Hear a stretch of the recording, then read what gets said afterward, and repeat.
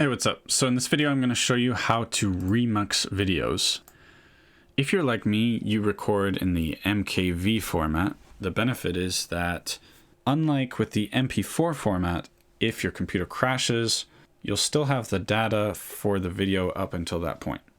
However, most video editing software do not work with the MKV format, so you have to change it to an MP4 format, and for some reason that's just called remuxing. So on OBS, it's super easy. I just want to mention, because a lot of people use Streamlabs, and a lot of people know that Streamlabs is built on top of OBS, but you cannot remux, to my knowledge, with Streamlabs. They just don't have that functionality there. So you do need to get OBS and go to File, Remux Recordings. You just browse for your file by clicking here. Click on the one that you want to remux, or multiple files. Open, and you just click on Remux.